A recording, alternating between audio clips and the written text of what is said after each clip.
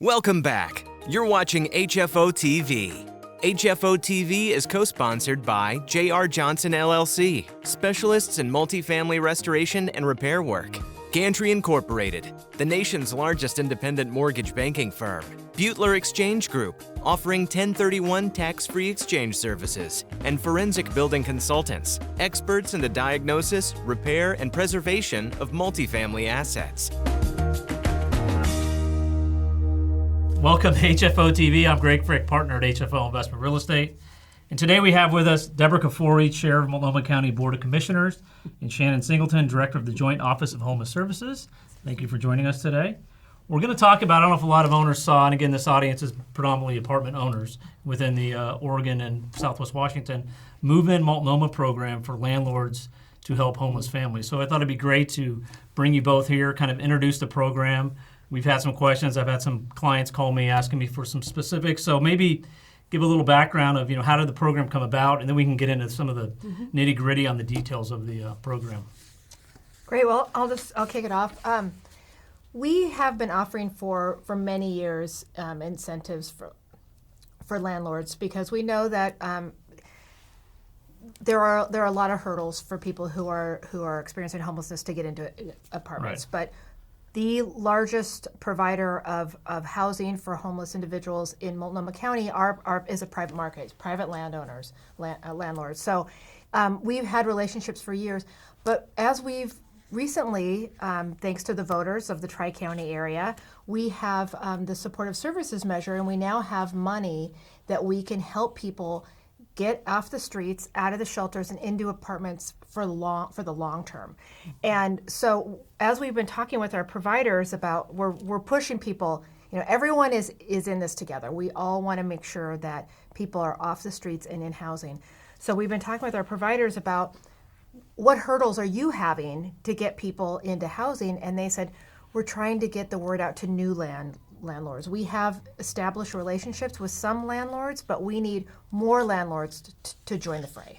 And to offering units, or we would say units, of available housing for people. When you say providers, are you talking like the city, the county? Is that nonprofits? Who, when you're talking about providers? It's our nonprofits. It's the nonprofits that are, okay. Yeah, like Central City Concern or the Urban League of Portland. There's just all the folks that are providing services to people who are experiencing homelessness. And is this is, I think we saw a notification about 10 days ago about this program, so it's out now. People can go online, see the website below for information, and start the process. Is that how it's working now? Absolutely. Folks can go to the website and engage in the program there, and then somebody from the joint office will follow up with them and help connect them with a provider. Okay. And a provider being, again, one of the nonprofits, so are they going to handle that as a case? Is that how it's, okay. Yeah, so one of our social service providers will step in and help match that apartment with somebody that they're working with, trying to find housing for. So some people may have vouchers, some people may have other types of rent assistance, some people may have income to pay their rent on their own. So it'll look really different depending on who that person is. And is it on the units, does it matter about is it a single family versus within a complex? When you say match, I mean, how do they, I put something in, hey, I've got a one bedroom that will do. And you say, so then you put it to, say, Central City. Do they pick somebody based on location, my number of bedrooms, kitchens? How does that work in terms of how somebody's going to get put in there? It's a little bit of all of that. It's really looking at what is the area that the person wants to live. Is this a good space that matches that? We're looking for apartments that are all types of sizes. So we have studios, 1 bedrooms, 2 bedrooms, 3 bedrooms. We have needs across our single adult system all the way through our homeless family system of care. So we're really looking for all sized apartments. Okay. And so now I know that you brought up, Deborah, this came with the funding of the bond measure a couple years ago. So is there more bandwidth now from a service provider? I mean, I know that's a concern from a lot of owners is, I've dealt with this before. We've called and tried to get help and I'm stuck with an issue. I mean, are you ramping up, or the providers ramping up with more assistance, or how does that look? Yeah, we're really attacking this from all angles. So not only are we providing more incentives and more funding for the providers, the nonprofit providers, but we also have in this landlord incentive package, there's 4 areas. We guarantee 12 months of rent. Okay. We will, as people are trying to negotiate the terms of the lease, we will pay to hold that spot. We will, we have a hotline. So if people, like you talked about, and I know that there's, stories we've heard about people in the past, they had a tenant who was, Right. Misbehaving in some way, and they couldn't get a hold of the case manager or the provider. Well, we have a hotline, so they can call and get someone to help them. And then fourth is The damage waiver. Thank or the you. damage fee. Mhm. So you're going to cover. Is there a limit to that? What that number is, or how does that work? Yeah, so the damage fee is anything above normal wear and tear, of course, but also above the security deposit up to $5,000. Okay. So now within the city of Portland, which a lot of, Multnomah County's got, is, with some of the regulations within the city of Portland, a lot of owners aren't doing security deposits because of some of the stuff that's, how they're having to account for them. So, how does that change with this program? Has that been thought through, or how do you guys addressing that? We're not asking the landlords to do anything different than what they would normally do. So really it's looking at what do they normally do around the move-in costs for their apartment, and how can we use that? We'll just use government funds to help subsidize the person to get them in, or the Move-In Multnomah funds to help as that security on the back end. I got it. Okay. Yeah, there are a lot of folks, surprisingly enough, there are a lot of folks who are living on the streets or who are living in our shelters who have a source of income. They just can't, their entire income is less than it costs for 1 month's rent of an apartment. So they'll pay up to a certain amount of their income, and then we subsidize the rest of it to get them stable, and then help them look for additional work or whatever means that they have so that they can take on the responsibility of paying it on their own. And then so this is not a master lease, because I know we've dealt with some nonprofits that did master leases on a building, or a couple units within a building. The tenant is signing it with the property owner, and then they have an assigned caseworker. So the Correct. landlord-tenant relationship is with the person in the unit, not with Correct. the provider, I guess is what you're calling it. Correct. I think it's a little bit of both. Traditionally in our retention services, the caseworker always engages with the landlord or the property manager or whomever, just to make sure that they also have relationship there. Because part of their role is also mediation if something's coming up between that tenant and other folks in the building, or if issues are coming up that the property manager wants to note, they have that relationship with the case manager to talk directly with them. Okay. And then let's go to background checks or something. So you're saying the property owner doesn't have to change anything. Are they, or is the caseworker doing the background check? How does that work? And is there liability from, one of the questions we'll have from a lot of owners is, they come in, if I don't know who is in there. If I have issues with this, do I have confidence that this hotline is going to work just based on past history? And then B, what am I telling my other tenants? I'm moving somebody into a 20, unit complex. What do I tell my other 19 tenants? And so how are you overcoming that? That's a big question that keeps coming up again and again. I think you would tell your other tenants anything that you would about anybody renting a new apartment in that complex. This shouldn't be something that folks are treated differently. The difference is that they're in a space of poverty, that they need some financial assistance and sometimes some support to really navigate and become stable after their time on the streets or in a shelter. There is this piece of it, and I just want to come back to your question around master leasing. People can master lease if that's the choice between the owner and the nonprofit provider, but it's not a requirement of the program. And so some landlords have preferred a master lease agreement with a provider as opposed to the direct tenant engagement.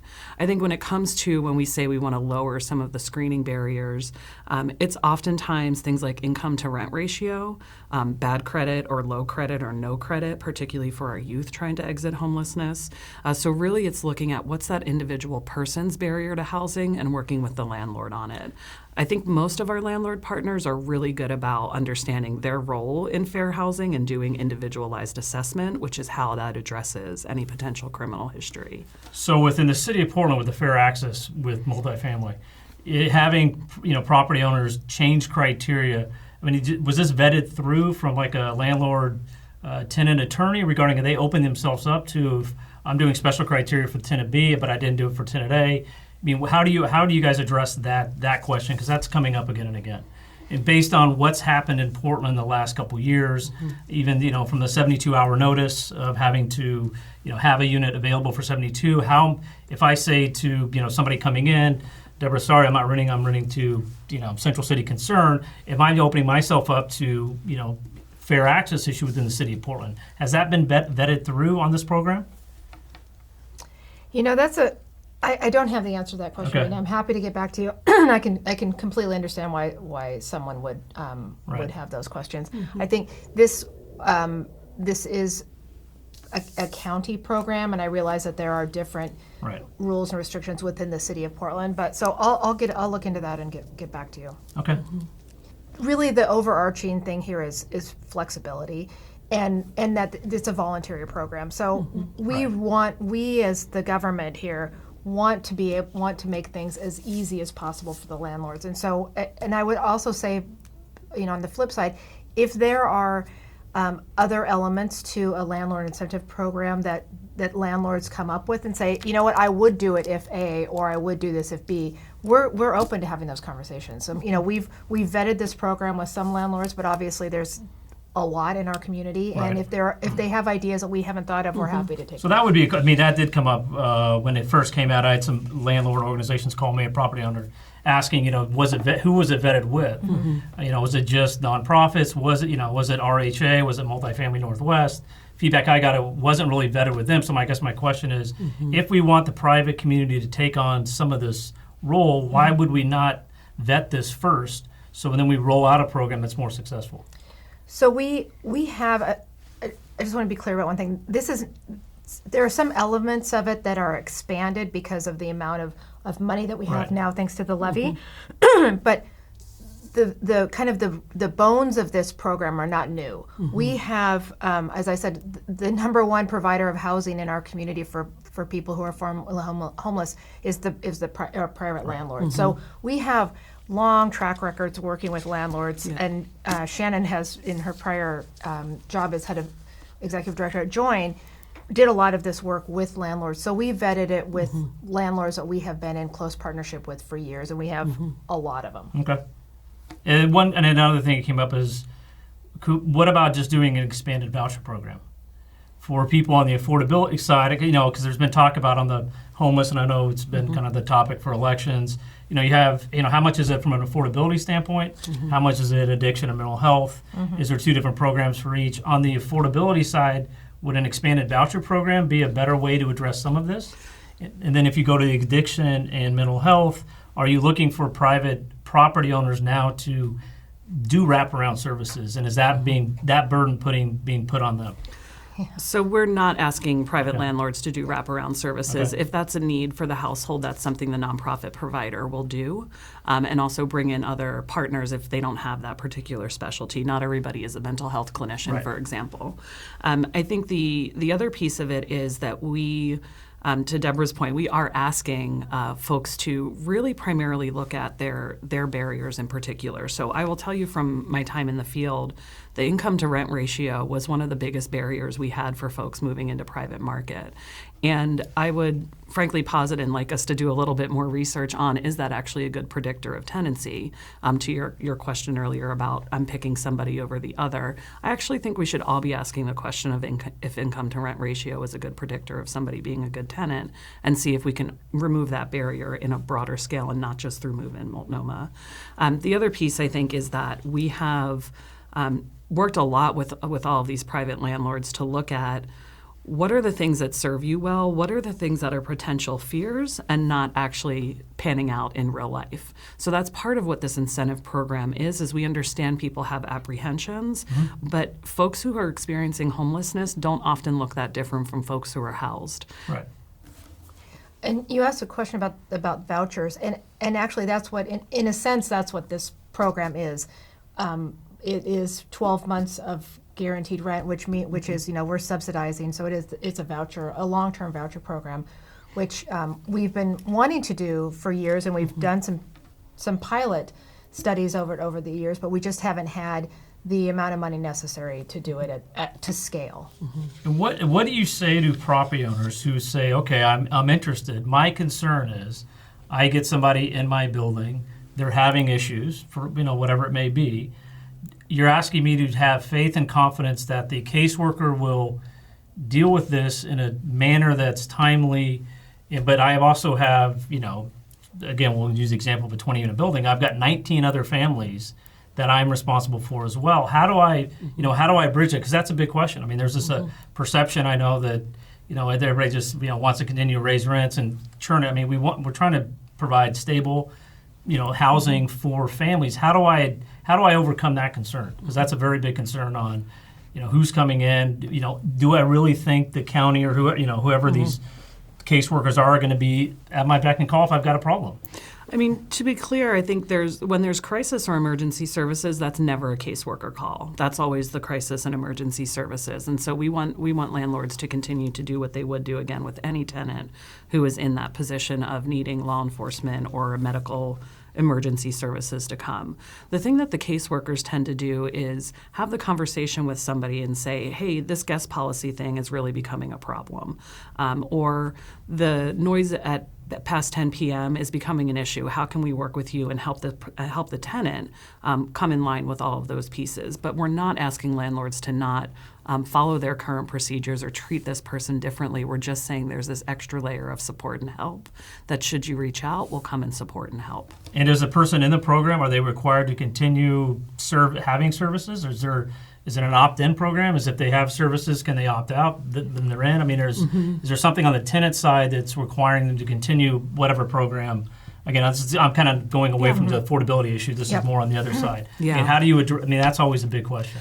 So we don't have requirement of engagement with services, but we do have a saying in social work that people can't necessarily fire us. We may keep showing up. We'll keep knocking on the door and checking in on somebody. We'll make phone calls. We'll continue to try and engage, or we'll work with our partners to see if there's a better service fit.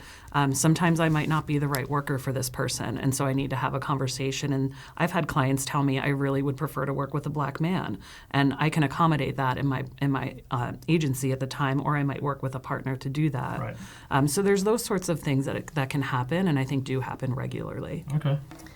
I'd also, I mean, our goal is for the majority of these folks is to get people stabilized. And Right. so we're not expecting that people are going to be on social services for the rest of their life. Some obviously will, and they'll need that, whether it's a lighter touch or a heavier touch. But our goal is to get people stable so that they don't have social services in their lives Needed anymore. at that time. Yeah.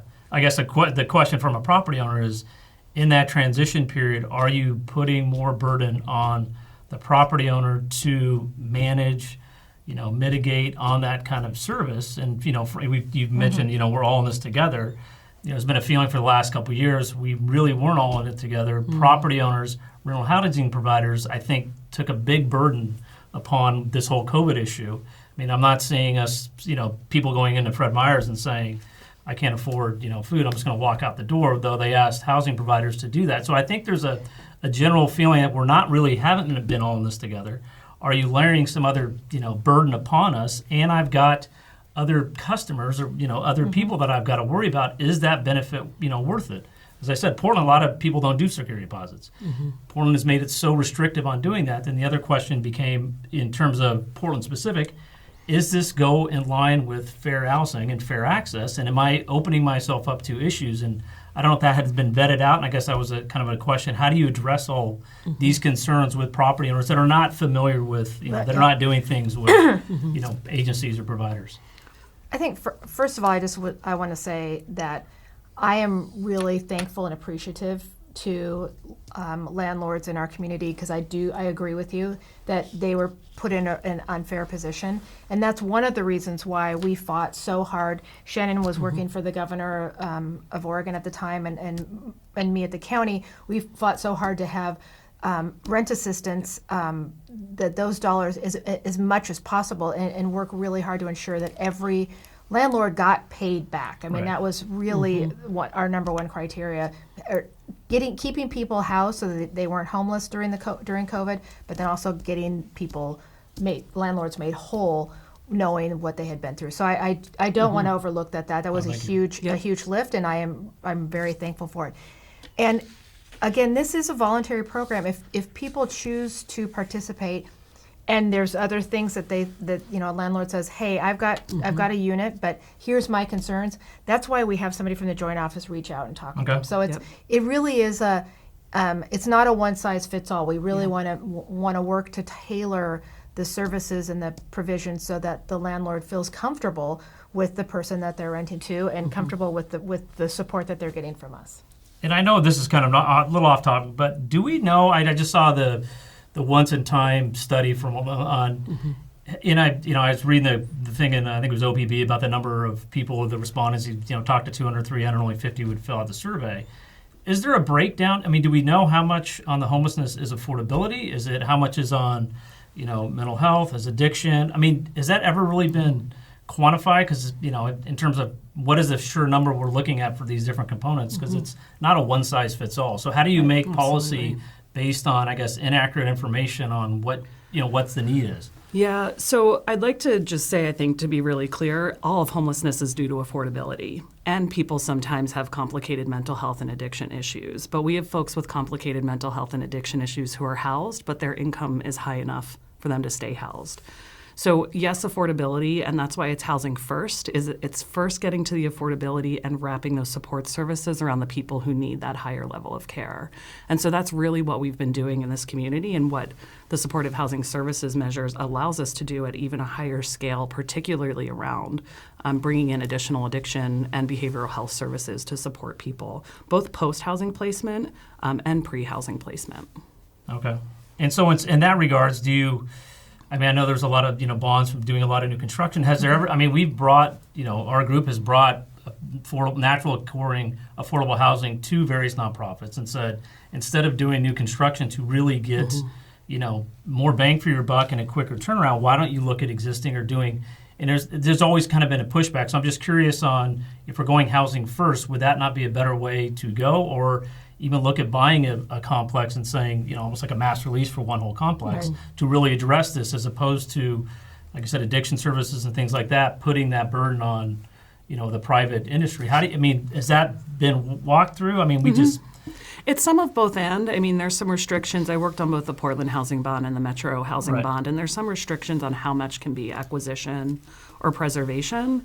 And a lot of it was about new construction because we know there's a deficit, particularly at our lowest income levels. And so it's a little bit of both and. Yes, we should be doing acquisition. It is a way to bring private market units into affordability. And we also know that that's not going to meet the housing supply need that we have for our lowest income folks. Right. And just going back, while we have done these programs on a one-off basis, it hasn't been until, at least with the latest one, this levy, the supportive services levy, that we've had enough money to do these long-term, to even look at master leasing and those kind of things. I will also say we are always looking for apartments to purchase, buildings. So if people have, obviously we're, we do have a limit in our budget, but we're trying to make the best use of taxpayer dollars. But if people have apartment buildings that they, want to sell to the government to use for affordable housing, reach out to us with that. Okay, well, we'll do that again. We've done it before, and we just really sensed that new construction was where they wanted to go. We've done it multiple times and said this would be a great naturally occurring affordable housing. Why is there not more interest? And it seemed like the bent was always we want to do new construction. We've got a project we want to do. And some of that, again, is the restrictions in the bonds and with the other affordable mechanisms. So the dollars available at the Portland Housing Bureau in particular can look a little more restrictive than the supportive housing services dollars that we now have. And that was the whole goal. Let's get some flexible dollars so we can do a lot of different things that we've been restricted from doing. Okay. And then also on so the county's really behind the housing first, as opposed to shelter. Every kind of different states do different things. Is it able to go fast enough to do that? You're going to get enough housing. I was thinking this morning, as if somebody does this, takes there's not that many vacant units. We're at a very historically low vacancy rate. We fill them up with people from agency. Well, that's going to drive. We have no vacancy. That's going to drive rents up. And then the flip side is we don't have affordable housing. So then I might just not say hurt myself, but then am I going to be sitting here looking at 608 gets opened up next year, and they say, hey, we're going to have to lower what the rent caps are, but there's no talk about the rise in expenses. So it's not like we're sitting here with 15% vacant units. We're under 5. Right. Is this really a viable way to? I could see on a few, but are you going to get enough synergy on this thing? We need it all. we are not saying we're putting all our eggs into one basket. We know that we need to build more housing at all levels, not just affordable housing, not just real low income housing. We need housing. And if I could say anything to everybody who's running for office right now or who's just newly elected, building housing should be our number one goal for our state right now. And it's because it's not just Portland, it's not just Eugene, it's not just the urban areas. We need housing everywhere. So housing, yes. And then in terms of shelter, we also are expanding our shelter dramatically. We have since 2015 almost quadrupled the number of shelter beds that we have available in Multnomah County, and that's 2015 was when I became chair. Because of a priority on my side. So I know people like to say, Deborah Kafoury, she doesn't like shelter. Well, that's just not true. And in fact, this in my budget we're going through the budget process right now.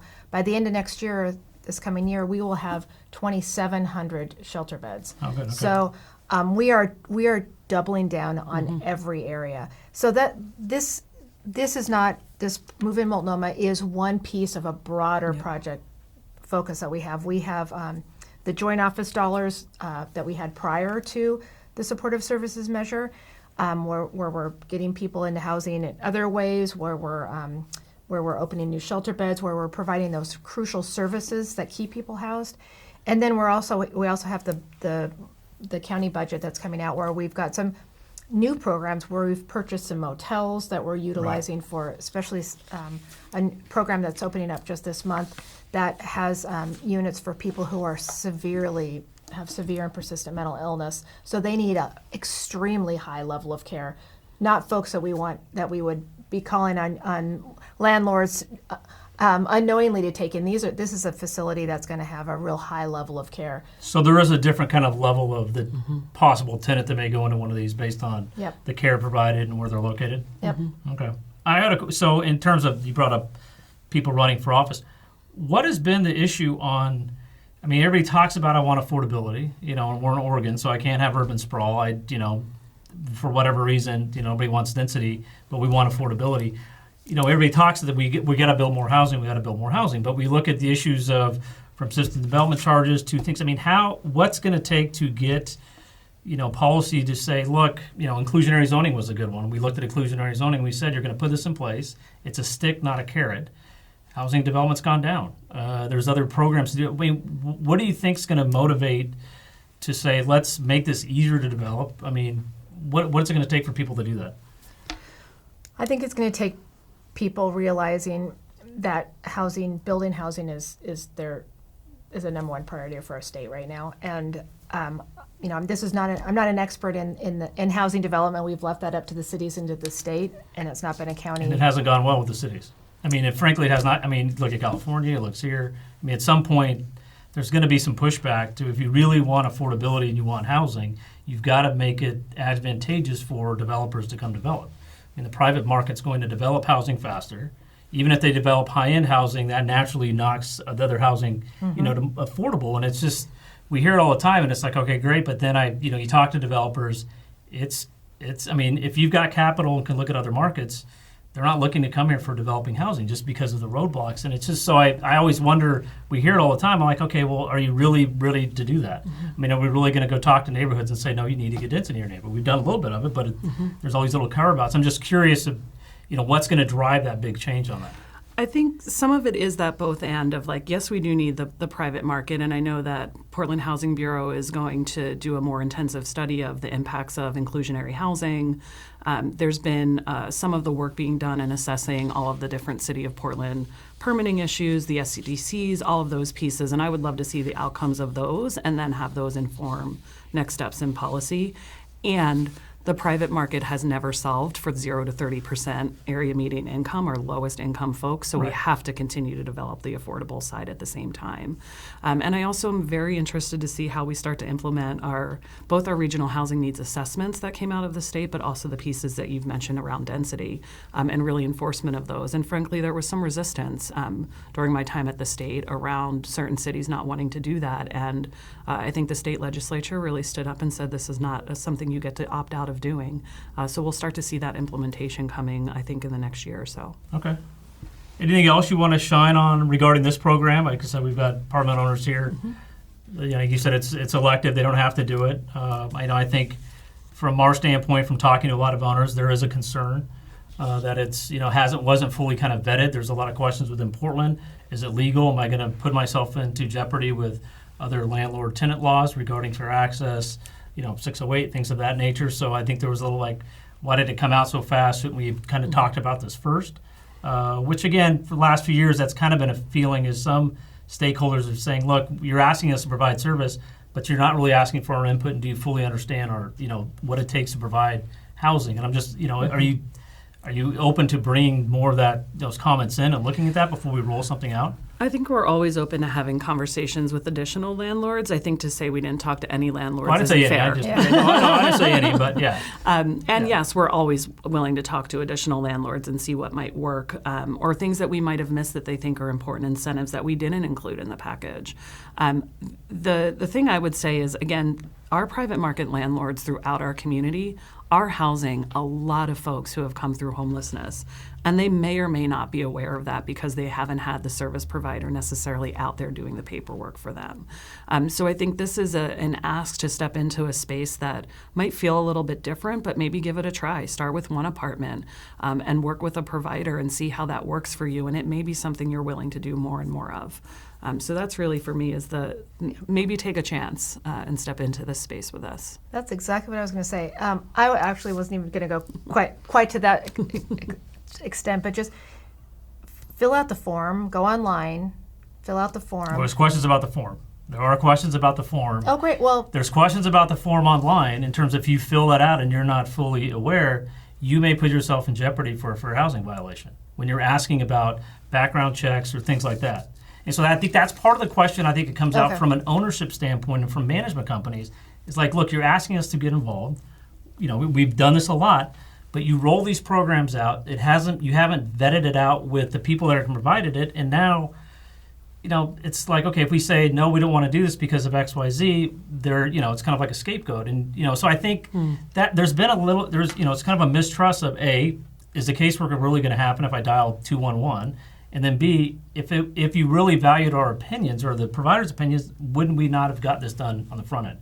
And so I think those are some things where I think there needs to be a building of trust before somebody jumps in. So that's the feedback I'm getting from various owners, management companies on this program.